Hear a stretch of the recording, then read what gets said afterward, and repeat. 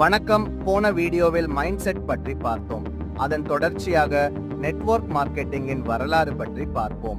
MLM முதலில் 1930ஆம் ஆண்டுகளில் அமெரிக்காவில் தோன்றியது. கார்ல் ரெயின்பர்க் என்பவரால் தொடங்கப்பட்ட நியூட்ரிலைட் என்ற நிறுவனம் தனது டயட்டரி சப்ளிமெண்ட் பொருட்களை ஹோல்சேலர்ஸ், டிஸ்ட்ரிபியூட்டர்ஸ், ரீட்டெய்லர்ஸ் போன்ற எவ்வித இடைத்தரகர்களும் இல்லாமல் நேரிடையாக மக்களிடம் கொண்டு சேர்த்து, மேலும் அவர்கள் மூலம் புதிய நபர்களை அறிமுகப்படுத்தவும் அதற்கு கமிஷனும் கொடுத்தனர்.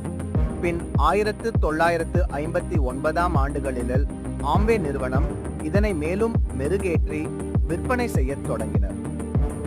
1990ஆம் ஆண்டுகளில் இந்தியாவில் மோடிகேர் மற்றும் ஆம்வே இந்தியா போன்ற நிறுவனங்கள் தோன்றி செல்ஃப் எம்ப்ளாய்மெண்ட் மற்றும் ஃபினான்ஷியல் ஃப்ரீடம் போன்ற வாக்குறுதிகளால் பெருமளவில் வளர்ச்சி அடைய தொடங்கினர். மக்களின் செல்ஃப் எம்ப்ளாய்மெண்ட் ஆர்வமும் இன்டர்நெட் வளர்ச்சியும் 2000 ஆண்டு வாக்கில் மோடி கேர், வெஸ்டீஜ் போன்ற இந்திய நிறுவனங்களும் உருவாகி வளர்ச்சி அடைய தொடங்கின. 2010ஆம் ஆண்டுகளில் பல போலி நிறுவனங்களின் பிரமிட் திட்டங்கள் நெட்வொர்க் மார்க்கெட்டிங்காக மாறின. பல சாத்தியமற்ற வாக்குறுதிகள், ஊடகங்களின் எதிர்மறை செய்திகள், போலி நிறுவனங்களுக்கு எதிரான சட்ட நடவடிக்கைகள் போன்றவற்றால் நெட்வொர்க் மார்க்கெட்டின் நம்பகத்தன்மை பாதிக்கப்பட்டது. மக்களிடம் பயமும் நம்பிக்கையின்மையும் உருவாகி நெட்வொர்க் மார்க்கெட்டிங்கை வெறுக்கத் தொடங்கினர்.